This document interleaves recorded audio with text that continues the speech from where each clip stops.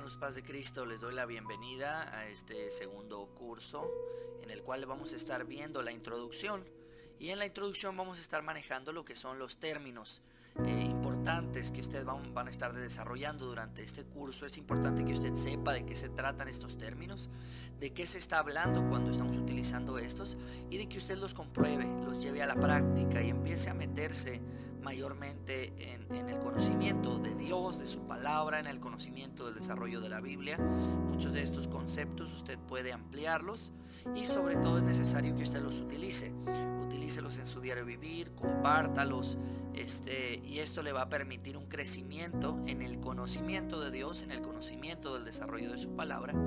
Algunos conceptos, muchos de ustedes los conocen, algunos otros no los conocen. Algunos conceptos necesitan ser ampliados, pero son las generalidades como tal de este curso. Les pido toda su atención, hermanos, y también pues toda su disposición. Le pedimos al Señor que sea quien nos enseñe, nos use, en el nombre de Jesucristo. Bueno, vamos a empezar con lo que es el conocimiento bíblico en general de cada uno de los términos.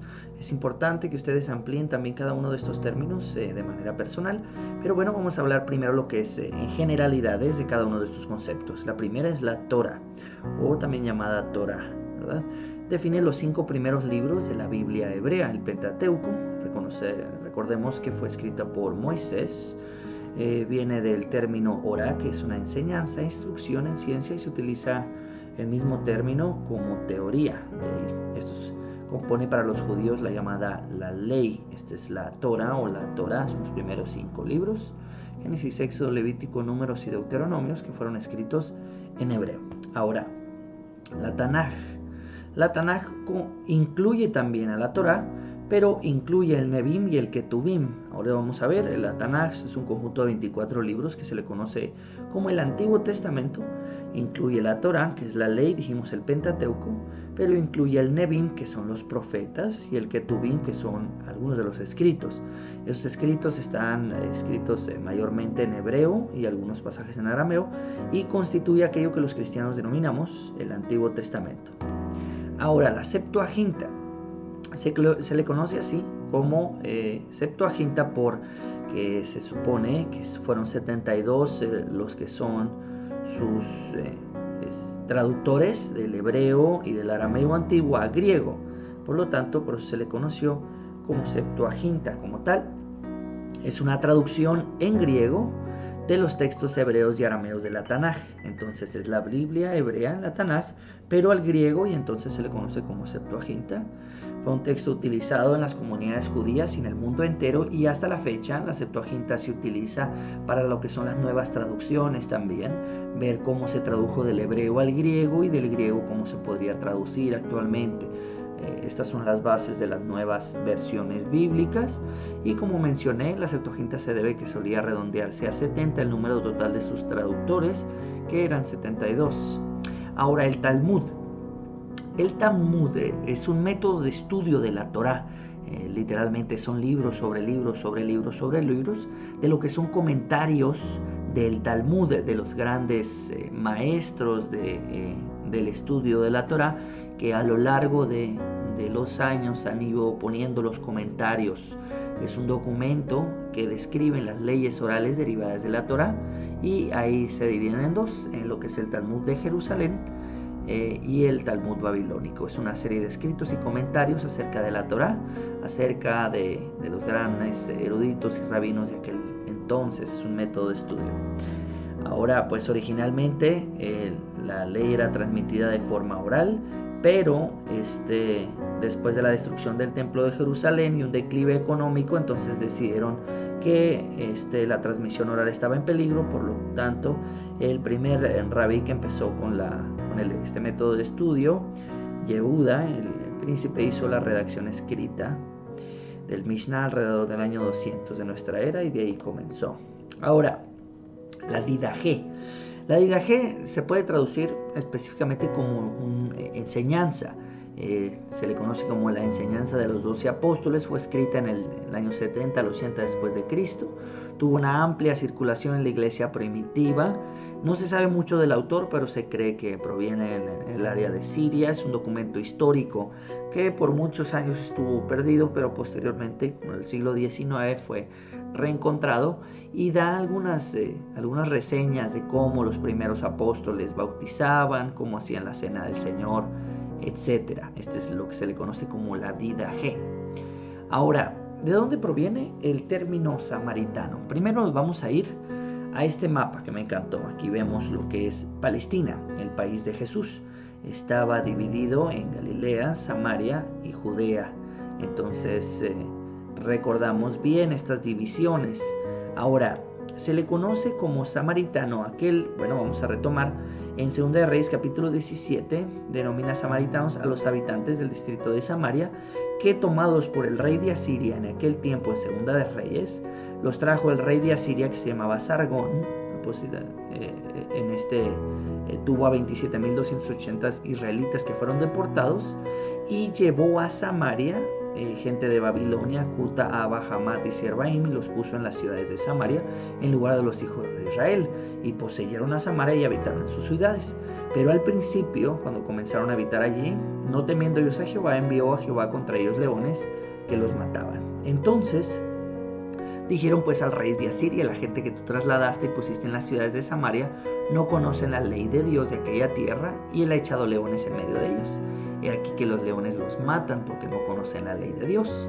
Así que el rey de Asiria, ¿qué hizo? Mandó allí llevar a alguno de los sacerdotes que trajiste allá, y vaya y habite y les enseñe la ley.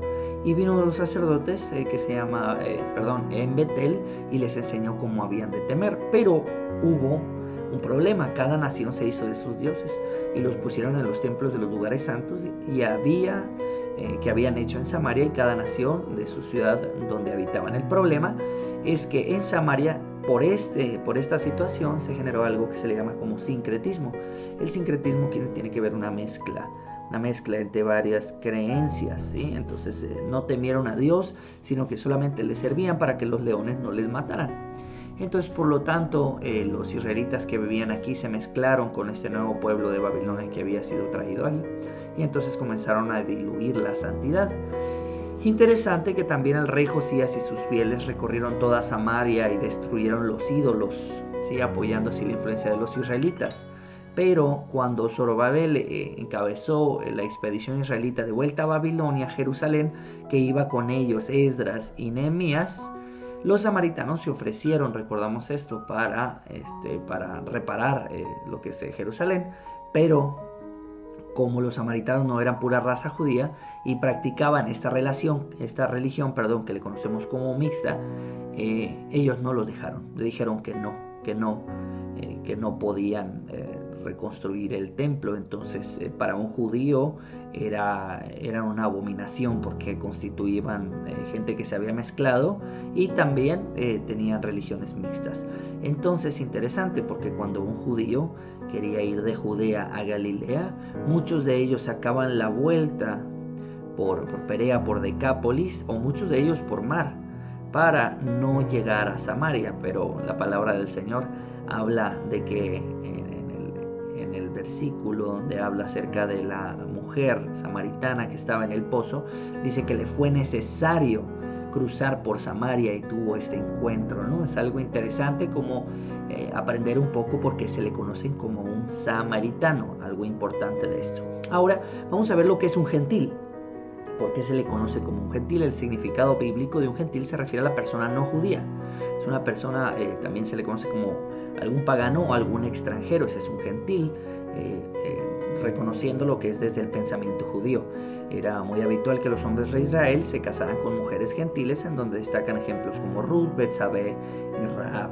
Entonces, Efesios 2, capítulo 11, recuerda a Pablo diciendo: no olviden que ustedes, los gentiles, antes estaban excluidos y eran llamados paganos incircuncisos, que es lo que es desde el pensamiento judío, ¿no? Estamos hablando de Pablo, que antes era fariseo, de la tribu de Benjamín, hebreo de hebreos. Ustedes recuerdan lo lo que menciona Pablo de sí mismo, diciendo que lo que antes era para mí ganancia, ahora lo tengo por basura.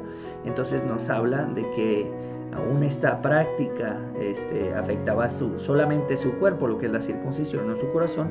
Y en estos tiempos ustedes vivían apartados de Cristo y no se les permitía ser ciudadanos de Cristo.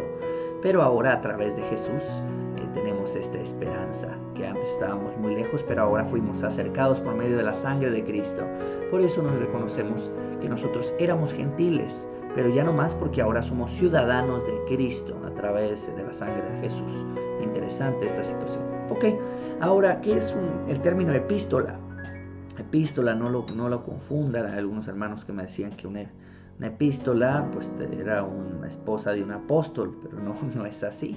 Una epístola es una carta, es un término latín que se define una carta que se escribe a un destinatario y que posteriormente formó parte del canon, o sea, de la Biblia actual.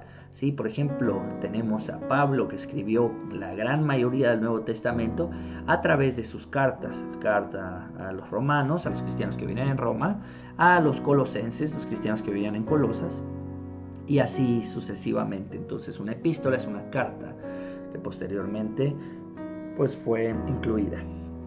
Ahora, algo interesante, hermanos, y tenemos que tener muy en cuenta esto: la cábala judía. La cábala judía, hermanos, no es igual que el Talmud. La cábala judía también es un método de estudio de un pensamiento, pero es un pensamiento esotérico, es un pensamiento erróneo, es un conjunto de enseñanzas que intentan explicar la relación de un Dios infinito y eterno con su creación a través de métodos no son correctos. Busca mensajes espirituales en la Torá, o sea, busca en lo que es el Pentateuco, pero a través de un valor numérico. Hacen cuentas y no, pues es que si sacamos que cada letra, por ejemplo, no sé si puse aquí, no lo puse, pero cada letra tiene un número y entonces hacen cuentas y son los que dicen cuándo va a venir Jesús, etc. Entonces tengan mucho cuidado con los cabalistas. Son personas que practican verdaderamente cuestiones esotéricas y que no son correctas, cuestiones de brujería. Ahora, ¿qué es un prosélito? Un prosélito es una persona incorporada a una religión. En este caso vemos el término usado también en la Septuaginta como un extranjero recién llegado al reino de Israel, es decir, alguien que no pertenecía al pueblo de Israel y que se hacía judío. Entonces, por lo tanto, esta persona se le conocía como un prosélito. Es un gentil, por ejemplo, convertido al judaísmo, se le conoce como un prosélito. Bien. Ahora, el tetragramatón bíblico, el Yahweh, ¿verdad? Este es un griego antiguo, es una palabra compuesta por 4 letras que en el hebreo antiguo no tienen vocales. Entonces no se sabía cómo pronunciar esta palabra. Se usa por primera vez en la Biblia con Moisés, cuando le pregunta: dime quién eres para yo poder decirle al pueblo quién me envió. Y entonces Dios le dice: yo soy el que soy. Entonces la palabra utilizada ahí es Yahweh, que también viene de la palabra Adonai. Entonces Jehová viene de la latinización de la combinación de estas 4 letras, Yahweh, junto con el término Adonai. Entonces de allí proviene la palabra Jehová. Es una latinización de la palabra Yahweh, del tetragramatón histórico.